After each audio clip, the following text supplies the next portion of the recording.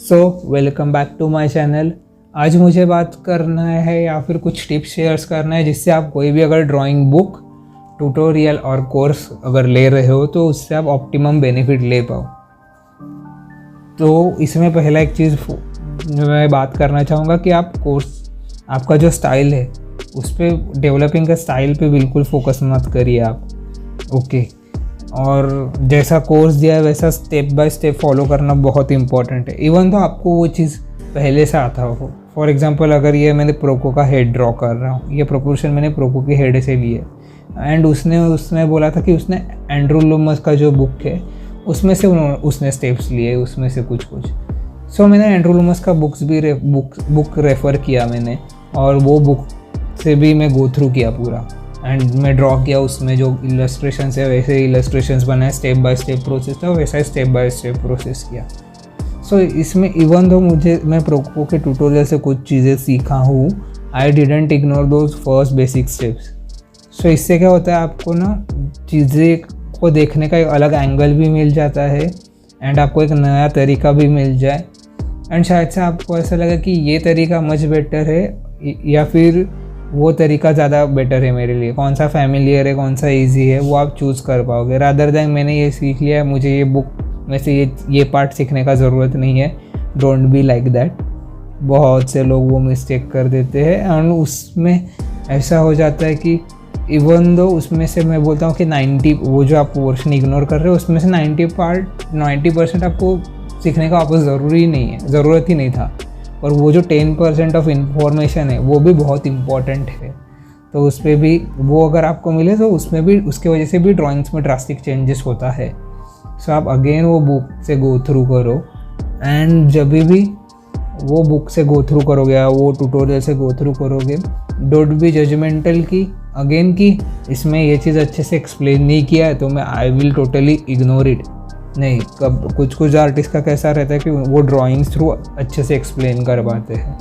कुछ आर्टिस्ट का ऐसा रहता है कि इवन दो उनका ड्राइंग्स इतना, ये नहीं बोलता अच्छा नहीं रहता, पर इतना सेल्फ एक्सप्लेनेटरी नहीं रहता, पर उनका जो उसके पीछे जो पैराग्राफ लिखा रहता है उसमें बहुत अच्छा इन्फॉर्मेशन रहता है। जो मैंने एंड्रू लूमस के बुक में नोटिस किया कि उसमें जो पैराग्राफ्स थे उसमें भी इतना इन्फॉर्मेशन था अच्छा खासा, कि इतना अच्छा खासा इन्फॉर्मेशन था कि मेरा दिमाग खुल गया। आई वॉज लाइक कि मैं बहुत अच्छा डिसीजन लिया कि मैं पैराग्राफ से भी गो थ्रू करूँ।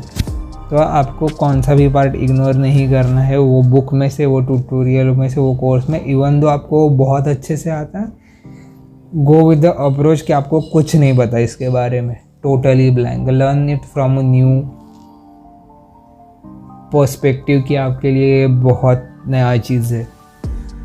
उससे क्या होगा, एक तो आपको एक अदर वे मिल जाएगा स्टडी करने का and you will not have any prejudices. So आप उसको अच्छे से ग्रास्प कर पाओगे और शायद से आपको ये नया चीज़ बहुत ज़्यादा फैमिलियर लगे और अच्छा लगे और आपको लगे ये तो बहुत अच्छा है जो मैंने मेथड सीखा, सो मैं ये अडॉप्ट कर लेता हूँ। और क्या हो सकता है कि आप पुराना मेथड में से कुछ चीज़ें लो जो आपको पहले से पता है और नया मेथड में से कुछ चीज़ें लो and you will develop your own thing. So don't ignore this. मैंने ये मिस्टेक्स किया है कि मैंने कुछ चीज़ें इग्नोर कर दी थी पहले, या फिर मैंने कुछ बुक्स इग्नोर कर दिया था एंड आई रिग्रेटेड दैट। मुझे बैक टू बेसिक्स से आप वापस जाना पड़ा, drawing forms from the different angles.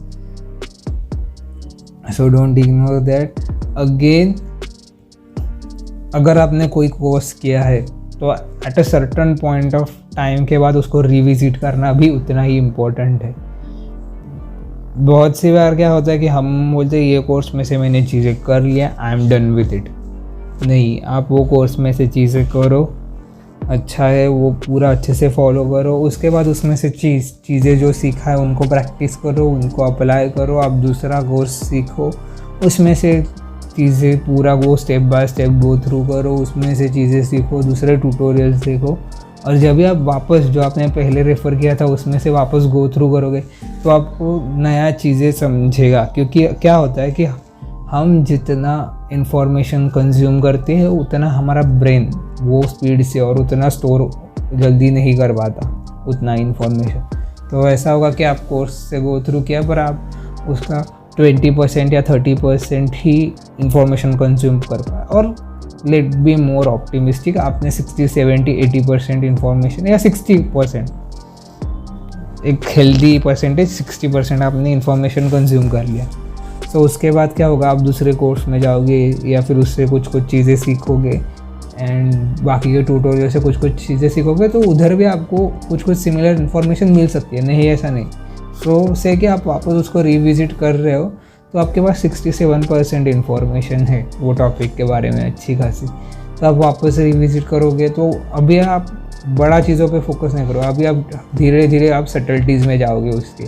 Even तो आप बेसिक से ही वापस उसको गो थ्रू कर रहे हो वो बुक से या फिर वो ट्यूटोरियल से, पर अभी आपको कुछ सटल इन्फॉर्मेशन भी आप नोटिस करना चालू करोगे कि इसने ऐसा चीज़ किया था, वो आर्टिस्ट ने उस केस में ऐसा किया था, ये बेटर है ये, या फिर अगर वो स्कल का पार्ट बता रहा है कौन सा, अगर एक्सप्लेन कर रहा है तो आपको वो स्कल्स के बोन्स का नाम याद रहेगा और वो वापस वो बोन का नाम बताएगा। तो आपको क्लिक होगा कि मैं तब भी शायद से भूल गया था पर अब भी मुझे याद है कि ये इसके बारे में बात कर रहा है, तो वो आपको अच्छे से बैठेगा दिमाग में।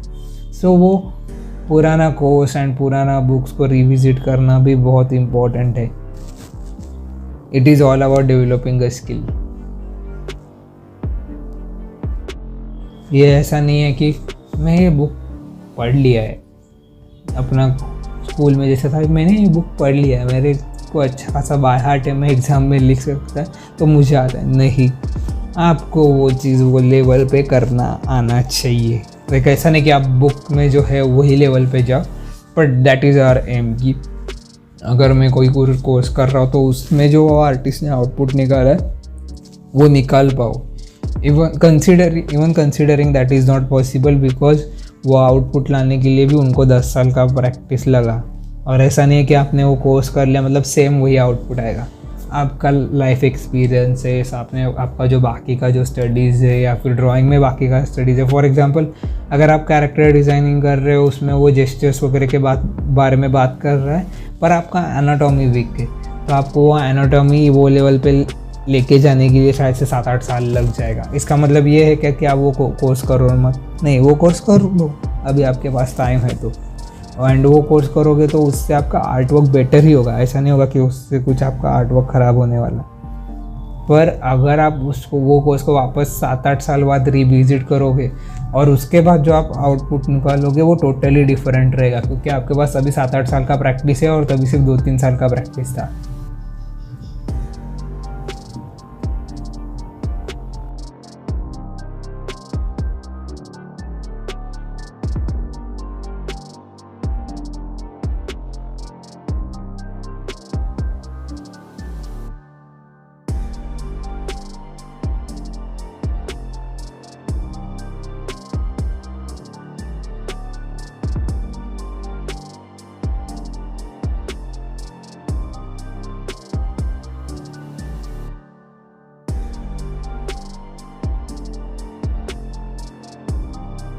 और अगर कोई भी कोर्स कर रहे हो तो इनिशियली आपका स्टाइल अगर कोई रहेगा तो वो उसमें इंटीग्रेट मत करो। मैंने ये प्रॉब्लम फेस किया है कि मेरा पहले एक स्टाइल था और उसमें ही मैं ड्रॉ करता था और बाकी की चीज़ें जो ड्रॉ करता था वो वही स्टाइल में ड्रॉ करता था। So I missed out on a bunch of stuff और मुझे वापस बेसिक्स पे जाना पड़ा। सो स्टाइल क्या रहता है, फॉर एग्जांपल अगर आप एक ऑब्जेक्ट सेम एंगल से सेम लाइटिंग कंडीशन में अगर आप 4 आर्टिस्ट को सेम मीडियम में ड्रॉ करने दोगे तो चारों का आउटपुट अलग आएगा। क्यों ऐसा होता है? और एक चीज़ उसके लिए एग्जांपल बताता है। समझो एक रेसिपी बुक है, उसमें से एक आपने पेज निकाला, उसके ऊपर एक सूप का रेसिपी है और आपने दोनों को सेम रेसिपी फॉलो करने बोला 2 लोगों को, फिर भी आपको लगता है कि वो दोनों सूप का टेस्ट सेम रहेगा? नहीं रहेगा। वो दोनों सूप का टेस्ट टोटली अलग रहेगा। सो स्टाइल क्या रहता है, हर एक आर्टिस्ट जो रियलिटी है, ड्राइंग क्या है, जो रियलिटी है उसका रिप्रेजेंटेशन है पेपर पे या फिर अगर हम डिजिटली बात करें तो स्क्रीन पे। सो रिप्रेजेंटेशन है तो उसमें क्या है कि वो जो रियलिटी है उसमें हमारा ब्रेन और हमारा आइज़ का फ़िल्टर और हमारा जो प्रिजुडाइसेस है या फिर हमारा जो ओपिनियंस है उसका फ़िल्टर लग जाता है। उसके वजह से क्या होता है, हम पर्टिकुलर आर्टिस्ट पर्टिकुलर चीज़ों पे ज़्यादा फोकस करता है। कुछ लोग फोकस करते हैं कि उनका ड्राइंग्स में से जो सोल है, ह्यूमन सोल है, वो ज़्यादा कन्वे होना चाहिए। कुछ फोकस करते हैं कि एम्बियंस है उस पर ज़्यादा वो कन्वे होना चाहिए कि उधर वैसा फीलिंग आता है वो पर्टिकुलर प्लेस पे जाने के बाद।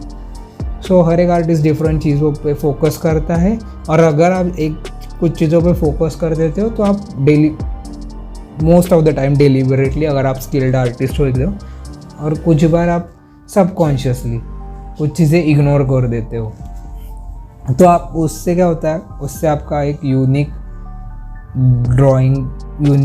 ड्राइंग प्रोसेस और एक स्टाइल बन जाता है।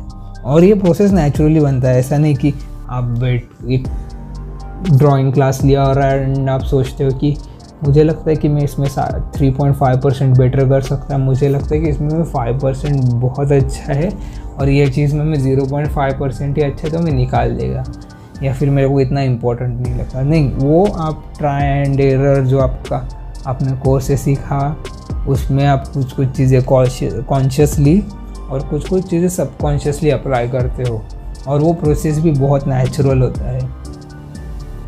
तो वो चीज़ है स्टाइल। अगर मुझे फॉर एग्जांपल अगर मुझे डिफ़ाइन करना पड़े कि स्टाइल क्या है, तो स्टाइल में क्या हमने देखा कि बहुत सारी चीज़ें हम इग्नोर भी कर देते और बहुत सारी चीज़ों पे फोकस भी कर देते। इससे क्या होगा कि जब भी आप कोर्स ले रहे हो या फिर अगर आप कोई ड्राइंग का प्रोग्राम ले रहे हो, तो उसमें आप अगर वो ड्राइंग प्रोग्राम में से बहुत सारी चीज़ें आप इग्नोर कर दो और आपको पता भी नहीं चले कि आपने इग्नोर कर दिया। फॉर एग्ज़ाम्पल मेरे साथ इशू हुआ था कि मैं ब्रश पेन से बहुत यूज़ करता था और मैं ब्रश पेन में ही बहुत ज़्यादा इलस्ट्रेशंस बनाता था, पर उससे क्या होता है, ब्रश पेन में एक फ्लूइडिटी रहता है, एक स्मूथनेस रहता है, उसके वजह से एक स्मूथनेस आता है। और मैं ब्रश पेन भी नया ही यूज़ करना सीखा था, तो मैं और वो इतना फ्लूइड रहता है, तो फिर मेरा स्ट्रक्चर्स पे ध्यान ही नहीं गया। और अभी जब भी मैं मेरा पुराना स्केच बुक उठा के देखता हूँ तो मैं वो चीज़ नोटिस कर पाता हूँ। और ये हमेशा होगा कि आपका 1-1.5 साल पहले का पुराना ड्राइंग्स आपको उतना अच्छा नहीं लगेगा, दैट्स द रियलिटी। और वो चीज़ ऐसा लगना भी चाहिए कि इसका मतलब है कि even though you appreciate that art work, आप वो इम्प्रूव हो गए कि आपको उसमें गलती दिख रही है। बहुत सी बार क्या होता है कि हम ड्रॉ करते हैं और हमको लगता है कि हमने बहुत भारी चीज़ बना दिया, और वो होना भी चाहिए, that is the part of the process, and हमको वो चीज़ इंजॉय करते हैं हम वो। Even though we enjoy the process, हमको आउटपुट इंजॉय करने पे भी मज़ा आता है। पर अगर आपको 2-3 साल बाद भी ऐसा लग रहा है कि वो आपका बहुत अच्छा आर्टवर्क है, इसका मतलब आपने कोई नया चीज़ नहीं सीखा, दैट्स द रियलिटी, कि आपको उसमें कुछ गलतियां है और वो आपको दिखी नहीं। अगर वो फंडामेंटल लेवल्स पे नहीं है तो I can understand and you can let it go, और वो थोड़ा आर्टिस्टिक फ्रीडम आप ले सकते हो। पर अगर उसमें फंडामेंटल्स लेवल पे गलती है तो that's need to be fixed. So अगर आपको ये वीडियो अच्छा लगा है तो thanks for watching my video, and if you feel like and if you appreciate this content, I will kindly ask you to subscribe my channel. That motivates me to make more such kind of videos. Thank you. Peace.